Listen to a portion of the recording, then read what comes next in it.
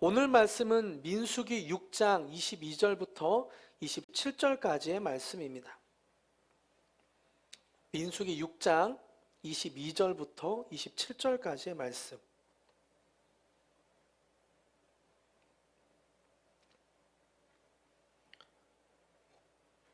교독하시고 마지막 27절은 같이 읽습니다. 제가 먼저 읽습니다. 여호와께서 모세에게 말씀하여 이르시되 아론과 그의 아들들에게 말하여 이르기를 너희는 이스라엘 자손을 위하여 이렇게 축복하여 이르되 여호와는 내게 복을 주시고 너를 지키시기를 원하며 여호와는 그의 얼굴을 내게 비추사 은혜 베푸시기를 원하며 여호와는 그 얼굴을 내게로 향하여 드사 평강 주시기를 원하노라 할지니라 하라. 그들은 이같이 내 이름으로 이스라엘 자손에게 축복할지니 내가 그들에게 복을 주리라. 아멘. 오늘은 민수기 6장 22절부터 27절까지를 본문으로 새해 복 많이 받으세요, 새해 복 많이 받으세요 라는 제목으로 말씀을 나누겠습니다. 오늘은 2023년 1월 1일 새로운 한 해를 시작하는 날입니다. 이렇게 새해가 되면 사람들은 새해 복 많이 받으세요 라고 인사를 나누죠. 오늘 함께 예배 드리신 분들도 옆 사람과 함께 새해 복 많이 받으세요 라고 인사를 했습니다. 또 수많은 문자와 카카오톡 메시지를 통해 새해 복 많이 받으세요 라는 축복을 주고받고 있습니다. 새해에는 좋은 일이 가득하길 기대하는 마음으로 인사를 나누는 거죠. 어찌 보면 한국 사람들은 복을 참 좋아하는 것 같습니다. 새해가 되면 새해 복 많이 받으세요 라고 인사하기도 하고, 또 어떤 사람들은 일출을 보면서 한 해의 복을 기원하기도 하고, 또 자녀들은 부모님 앞에 절을 하면서 새해 복 많이 받으세요, 세뱃돈 주세요 이렇게 하기도 하면서 복을 기원하기도 하죠. 이것뿐인가요?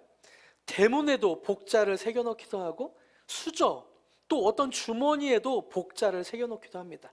심지어는 이름도 엄복동, 김복순이라는 이름을 가진 분들도 있더라고요. 얼마나 복이 좋은지 기르는 강아지나 고양이에게 그 이름을 복돌이, 복순이라고 붙이는 분들도 있더라고요. 성경에서도 하나님의 백성들을 향한 복에 대한 구절들이 굉장히 많이 나옵니다. 특별히 오늘 우리가 읽은 본문은 하나님이 직접 모세에게 말씀하셔서 제사장 아론에게 이스라엘 백성을 향해 축복해라, 하나님이 직접 말씀하신 축복하신 내용입니다. 하나님은 아론과 그의 자손을 제사장으로 세우고 이스라엘 백성을 향해 축복하라고 명령하셨습니다. 저는 2023년 새로운 한 해를 시작하며 하나님이 아론을 통해 주고 싶었던 그 복이 우리에게도 가득하길 소원하는 마음으로 오늘 말씀을 준비했습니다. 그러면 하나님이 아론을 통해서 이스라엘 백성에게 주고 싶었던 그 복이 무엇일까요? 24절부터 26절까지 나오는데요, 24절부터 26절까지 함께 읽기로 합니다. 시작. 여호와는 내게 복을 주시고 너를 지키시기를 원하며 여호와는 그의 얼굴을 내게 비추사 은혜 베푸시기를 원하며 여호와는 그 얼굴을 내게로 향하여 드사 평강 주시기를 원하노라 할지니라 하라. 아멘. 오늘 본문인 24절부터 26절까지 하나님이 직접 주시고 싶은 복에 대한 내용이 나오는데요, 살펴보면 24절에 복을 주시면서 너를 지키시기를 원하며 25절에 그 얼굴을 비추사 은혜 베푸시기를 원하며 26절에 보니까 그 얼굴을 내게로 향하여 드사 평강 주시기를 원한다. 다시 말하면 하나님이 지키시고 은혜 베푸시고 평강, 평화 주시는 복을 간절히 원한다는 내용을 갖고 있습니다. 오늘 우리가 살펴본 본문에 나오는 복은 흔히 한국 사람들이 복 받았다라고 말하는 것과는 조금 다른 내용의 복입니다. 한국 사람들은 흔히 복을 받았다라고 말하면 재산이 많아지고 또 하는 일이 잘 되고 자녀들이 좋은 대학을 가고 좋은 직장에 취업하는 것, 하는 일이 잘 되고 성공하는 것을 생각하는데 성경이 말하는 복은 조금 다른 개념입니다. 사실 한국 사람들이 생각하는 복은 유교에서 유래되었습니다. 중국 유교의 5대 경전 중 하나인 서경에서는 인간의 5가지 복, 오복을 말하고 있는데, 첫 번째, 천수를 누리다가 가는 장수, 오래 사는 것을 복이라고 말하고, 두 번째, 부자가 되는 것을 뜻하죠. 부자가 되는 것을 복이라고 말하고, 세 번째는 강령으로 몸과 마음이 편안한 것, 몸과 마음이 아픈 곳 없는 것을 복이라고 말하고, 네 번째는 유호덕으로 선행과 덕을 쌓을 만한 재산이 있고 많은 사람들에게 칭찬을 받는 것, 그것을 복이라고 말합니다. 그리고 다섯 번째는 고종명으로 편안한 죽음을 의미할 때 복이라고 말합니다. 이 오복을 염원하기 위해 새 집을 지으면 대들보 밑에다가 하늘의 3가지 밑에 응하여 인간 세계엔 오복을 갖춘다는 뜻의 응천 상지 광인데요. 잘못 썼네요. 응천 상지 삼광 비인간지 오복이라고 대들보에 쓴다고 하죠. 하지만 하나님께서 우리에게 주시고 싶은 복은 이런 것과는 조금 차이가 있는 것 같습니다. 본문에서 말씀하시는 복을 이해하기 위해서는 성경에 나오는 다른 구절의 복들에 대해서 좀 이해하면 이해가 쉬운데요. 시편 1편에서는 복 있는 사람은 이라고 하면서 복에 대해서 말하고 있습니다. 복 있는 사람은 악인의 꾀를 쫓지 아니하며 라고 하며 복 있는 사람에 대해서 설명하고 있는데, 시편 1편에서는 그 복이 어떤 복이냐면 하나님의 말씀을 즐거워하여 항상 묵상하는 사람, 복 있는 사람은 하나님의 말씀을 주야로 묵상하는 사람이 복 있는 사람이다 라고 말하고 있습니다. 또 요한계시록 1장 3절에서는 복을 이렇게 표현하죠. 예언의 말씀을 읽는 자와 듣는 자와 그 가운데 기록한 것을 지키는 자는 복이 있나니. 하나님의 말씀을 읽는 자, 또 듣는 자, 그 가운데 기록한 것을 지키는 자가 복이 있다라고 말하고 있죠. 우리가 팔복이라고 말하는 마태복음 5장에서도 복을 계속 말하고 있습니다. 어떻게 말하나요? 신명이 가난한 자는 복이 있나니, 애통하는 자는 복이 있나니, 의에 줄이고 목마른 자는 복이 있나니, 박해를 받는 자는 복이 있나니.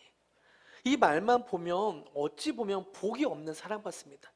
유교의 관점에서 보면 재산이 많아지는 것도 아니고 의에 줄이고 목마른 거고, 또 마음과 몸이 편안한 게 아니라 애통하는 것이 복이 있고, 또 가난한 것이 복이 있고, 박해를 받는 것이 복이 있다고 말하죠.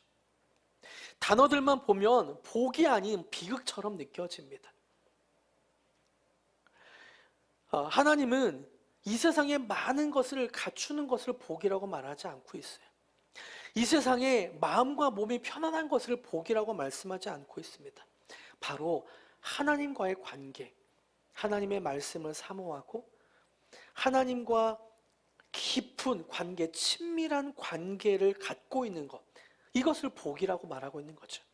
결론적으로 하나님께서 아론에게 이스라엘 자손을 통해 축복하는 내용은 유교에서 말하는 오복이 아니라 하나님과의 관계를 통해서 이루어지는 복을 말하고 있는 것입니다.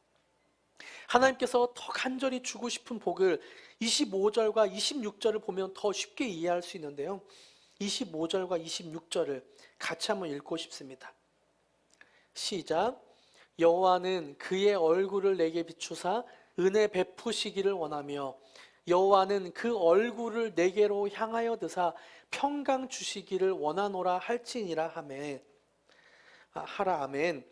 결국 하나님은 하나님의 얼굴을 보게 되고 하나님이 베푸시는 은혜와 평화가 진정한 복이라고 말하는 거죠. 하나님과 얼굴을 맞대는 친밀한 교제가 있고, 그래서 하나님이 베푸시는 은혜와 평강, 하나님이 지키시는 것이 진정한 복이라고 말씀하고 있습니다. 여러분, 빛이 비추면 어둠이 물러가듯이 하나님의 얼굴이 우리에게 비추어지면 우리 안에 있는 어둠은 물러가게 되어 있습니다. 우리 안에 있는 죄는 물러가게 되어 있어요. 우리 안에 있는 수치심은 물러가게 되어 있어요. 그래서 하나님께서 얼굴을 우리에게 비춰주시면 우리 안에 죄와 어둠은 물러가고 새로운 소망과 생명이 열리게 됩니다. 저에게도 이런 어둠에서 하나님의 밝은 빛, 하나님의 얼굴을 보고 새로운 소망을 품었던 경험이 있는데요. 그 경험을 짧게 좀 나누고 싶습니다.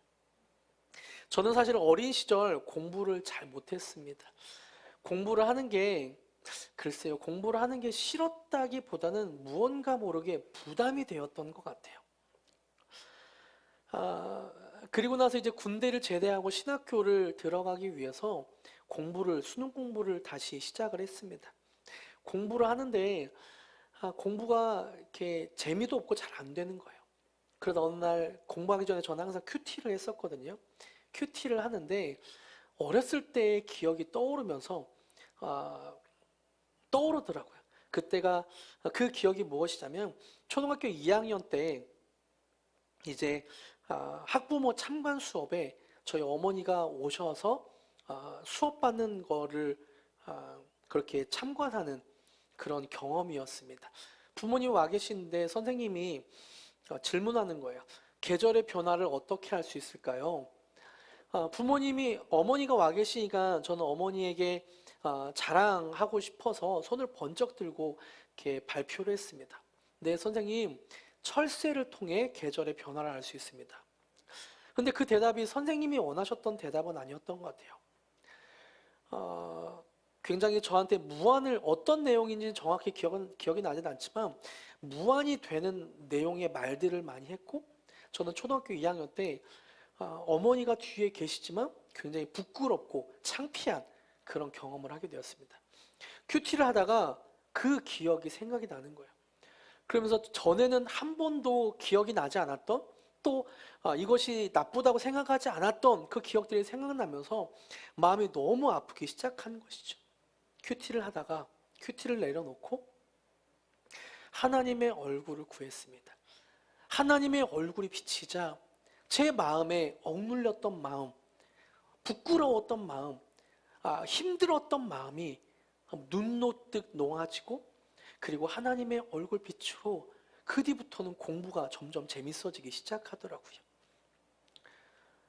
그래서 그 공부를 통해서 신학교를 다시 가게 되었고, 신대원을 또 가게 되었고, 또 감사하게도 하나님이 은혜를 베풀어 주셔서 하나님이 새로운 소망으로 지혜를 주셔서 사우스웨스턴과 한국 침신대 공동 목회학 박사를 논문을 통과하게 되었습니다. 이것을 왜 말씀드리는가? 제 안에 있었던 공부라는 어둠이 있더라고요. 근데 한 번도 저는 그거를 어둠이라고 여기지 못했었습니다. 그런데 하나님이 얼굴을 비춰주시자 그 얼굴을 통해서 어둠이 드러나게 되고 그 어둠이 물러가게 되더라고요. 은혜를 받게 되었던 거죠. 은혜는 어둠 속에 있던 사람이 빛으로 나오는 것을 은혜라고 합니다. 그래서 은혜라는 의미도 받을 자격이 없는 사람에게 베풀어지는 사랑이나 호의를 뜻하죠. 받을 자격이 없는 사람에게 베풀어지는 사랑이나 호의. 내가 공부를 열심히 했던 것도 아니고 내가 어떤 노력을 많이 해서 이루어지는 것이 아니라 하나님이 거저 주시는 은혜, 사랑과 호의를 은혜라고 말합니다. 여러분 한번 생각해 보세요. 어둠에 있는 사람들은 자신의 어둠을 깨닫지 못합니다. 알코올 중독자가 난 알코올 중독자예요 라고 말하지 않죠. 자신은 언제든 문제를 해결할 수 있다고 말을 합니다. 자기 안에 있는 문제를 자신은 보지 못해요. 그래서 우리에겐 하나님이 그의 얼굴을 비춰주셔서 은혜를 베푸는 것, 그 은혜가 필요합니다. 그래서 우리에게는 하나님의 얼굴이 필요하고 하나님의 얼굴을 말미암아 은혜를 알게 되는 것이 필요합니다. 빛이 들어오면 어둠은 즉시 사라집니다. 혹시 여러분 중에 소망이 없는 사람이 있다면 하나님의 얼굴을 구하십시오.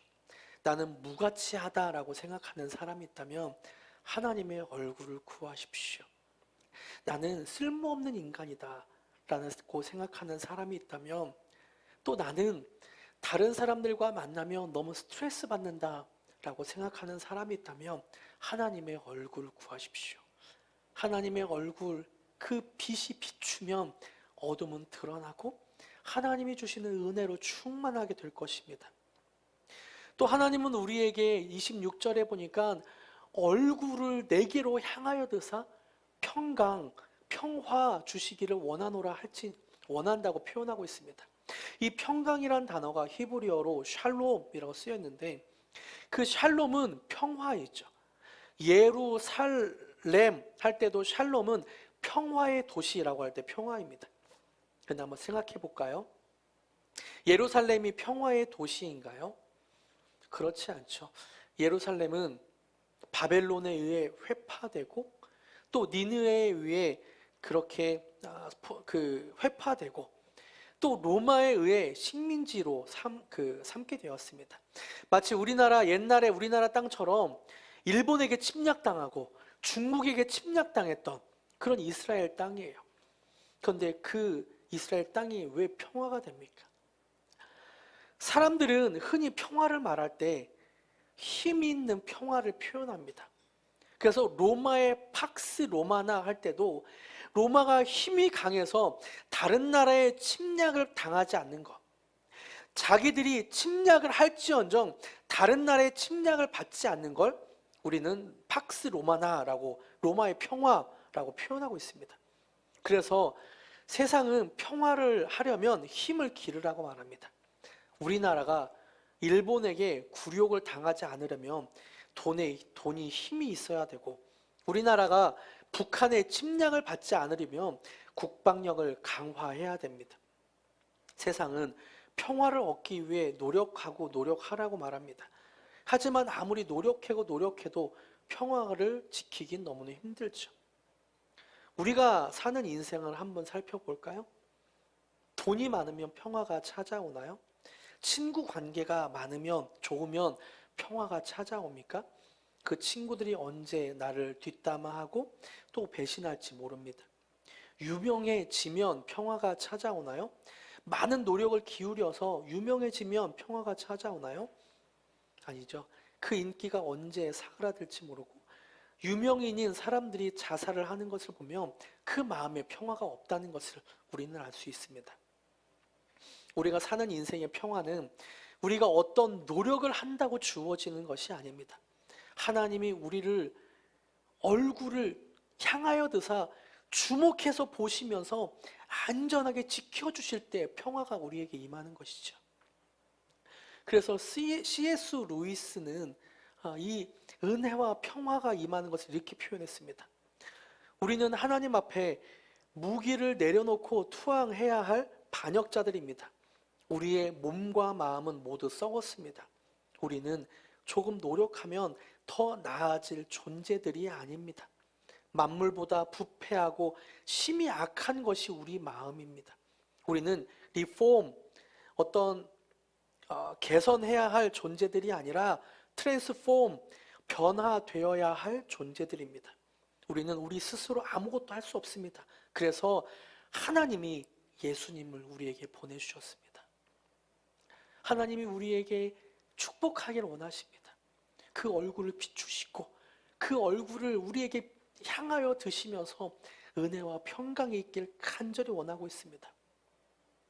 여러분, 이 축복은 사실은 사도 바울이 여러 교회들에게 주고 싶었던 축복이기도 합니다. 갈라디아서, 골로새서, 에베소서, 고린도전서, 서신서들에서는 인사를 할 때 우리 주 하나님과 주 예수 그리스도로부터 은혜와 평강이 너에게 있을지어다, 그렇게 선포하면서 바울은 편지를 쓰고 있죠. 각 교회들에게 너희 복 많이 받아, 교회가 부자 돼, 교회가 편한 일만 가득해 라고 말하지 않고 있어요. 주 예수 그리스도로부터 은혜와 평강이 너에게 있을지어다 라고 선포하고 있습니다. 저도 정말 간절한 마음으로 바울이 교회들에게 했던 그 선포를 여러분에게 선포하고 싶습니다. 제가 선포할 때 여러분 아멘 해주시길 바랍니다. 2023년도에 하나님이 베푸시는 복이 넘칠지어다. 하나님이 얼굴을 비추셔서 어둠은 떠나가고 은혜가 임할지어다. 하나님이 베푸시는 평화가 우리 안에 넘칠지어다. 하나님이 주시는 은혜와 평화가 우리 안에 가득할지어다. 아멘. 말씀을 맺겠습니다. 오늘날 사회학자들은 불확실성의 시대라고 표현합니다. 여러 가지 이유가 있겠지만 기술의 발달과 여러 가지 인명 피해 재해들로 인해 앞으로의 사회를 예측할 수 없는 불확실성의 시대라고 말하는 것이죠. 우리의 인생도 어찌 보면 이런 불확실성의 시대를 살아가는 것 같습니다. 어느 것 하나 예측한다고 이루어지지 않고 있습니다.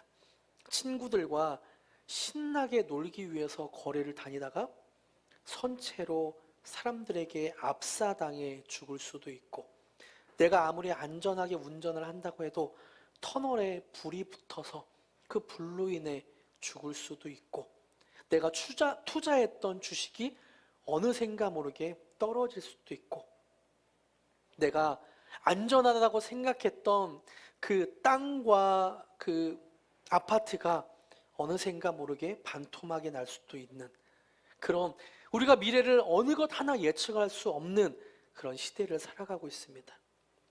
이런 우리 시대를 우리 인생과 비슷하게 불확실성의 시대를 살아갔던, 불확실한 인생을 연속해서 살아갔던 성경의 인물이 있습니다. 바로 요셉입니다. 요셉이 나중에는 이집트의 총리까지 되는 성공하는 인생을 살았지만 그의 인생은 사실 험난하기만 했습니다. 첫 번째로 요셉은 형들에게 미움을 받았죠. 가정에서 사랑만 받고 자라도 온전하게 마음이 건강하게 자라지 않을 때가 있는데, 요셉은 형들에게 미움을 받고 자랐습니다. 그 마음의 쓴뿌리가 얼마나 많았을까요? 미움을 받았을 뿐만 아니라 형들이 팔아서 말도 안 되죠. 그 노예로, 다른 나라에 말도 통하지 않는 곳에 노예로 팔려가게 됩니다. 노예에서 안정적으로 살아갈 때쯤 또 억울한 누명을 쓰고 감옥에 갇히게 되었습니다. 형제들에게 미움을 받는다는 것만으로도 불행한 인생이라고 말했을 텐데, 말도 안 되게 형들에 의해 노예로 팔려가게 되고 또 억울한 누명을 쓰고 감옥에 갇히게 되죠. 얼마나 불확실한 인생입니까? 이런 요셉에게도 그 마음에 은혜와 평화가 넘쳤다고 하더라고요. 하나님이 요셉에게 은혜를 베푸셔서 총리까지 만드시더라고요. 그런데 순간순간 요셉이 하나님의 얼굴을 보았고 하나님의 얼굴을 통해 은혜와 평화를 지킬 수 있었던 것을 창세기 39장 2절과 21절에서는 이렇게 표현하고 있습니다. 같이 한번 2절과 21절을 그 요셉의 이름에 내 이름을 대입해서 같이 한번 읽어볼까요? 2절 시작. 여호와께서 성민과 함께 하심으로 그가 형통한 자가 되어 그 주인 애굽 사람의 집에 있으니. 21절 자신의 요셉의 이름에 자신의 이름을 넣어서 시작. 여호와께서 성민과 함께 하시고 그에게 인자를 더하사 전옥에게 은혜를 받게 하시매. 아멘. 여호와께서 요셉과 함께 하셔서 노예로 팔려간 그곳에 형통의 은혜를 주셨고, 여호와께서 요셉과 함께 하시고 그에게 인자를 더하셔서 그 감옥에 은혜를 받게 하셨습니다. 요셉 한 사람을 통해서 노예로 팔려간 그곳에 형통하게 되고 평화가 임하고 감옥에 갇힌 그곳에 하나님의 은혜가 넘치게 되었습니다. 하나님의 은혜와 평화, 하나님의 얼굴을 비추시고 하나님이 함께 하시는 그 은혜와 평화가 우리에게도 충만하길 축복합니다. 2023년도 이렇게 새해 하나님의 복 많이 받으시길 축복합니다. 아멘. 더 블레싱이라는 곡을 찬양하시면서 하나님, 우리에게도 이런 축복이, 요셉과 같은 축복이 넘치게 하여 주시옵소서 기도하는 마음으로 함께 찬양하기로 합니다.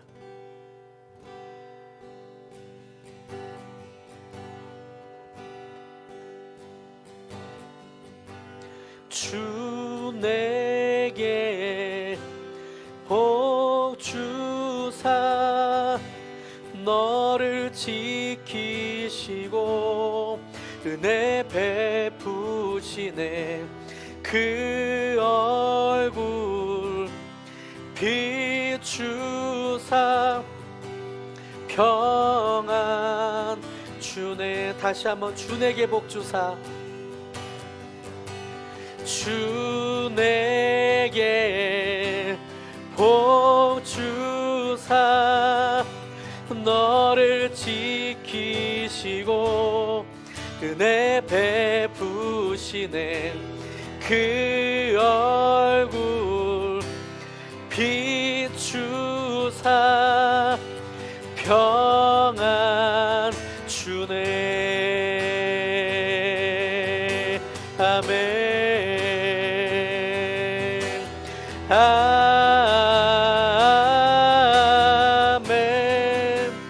아멘. 아멘.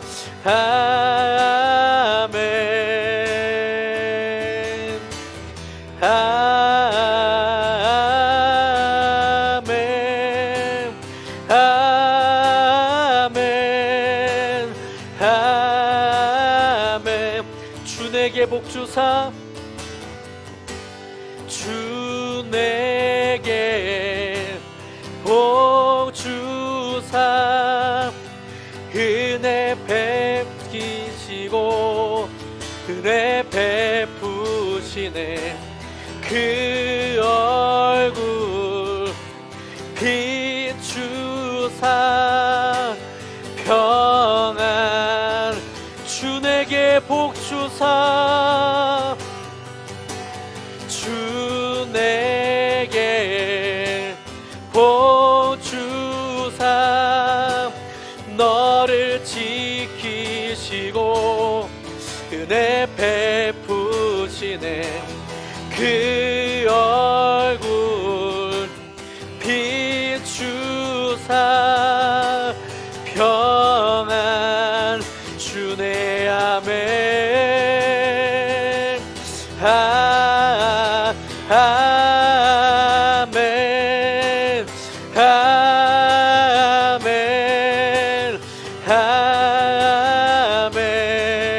아멘. 아멘.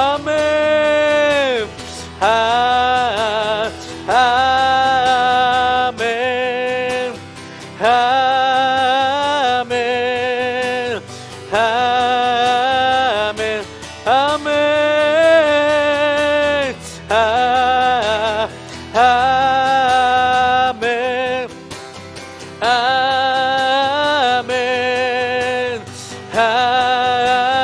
아멘. 아멘.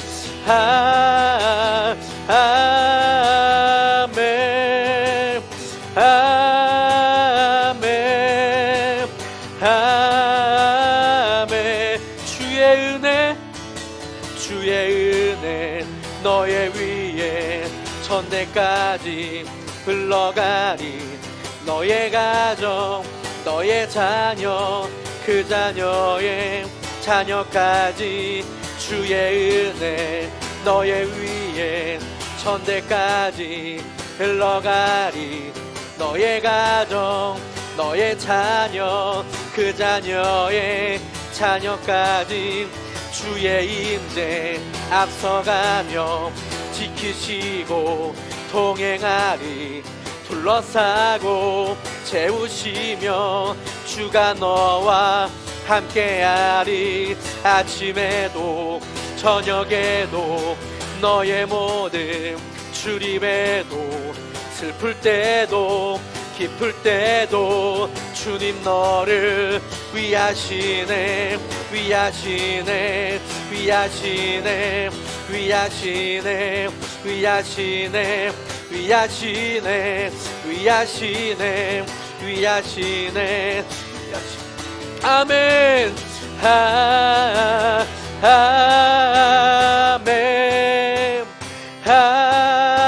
아멘. 아멘.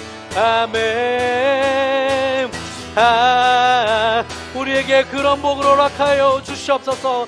주의 얼굴을 비춰주시옵고 주의 얼굴 향하여 드사 우리에게 복 내려 주시옵소서. 아멘. 아멘. 아멘.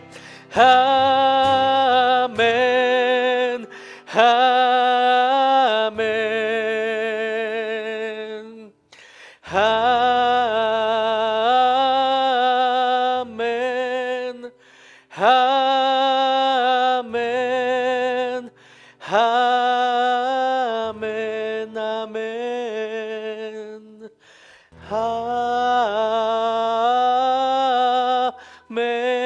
아멘. 아멘. 아멘. 아멘. 아멘.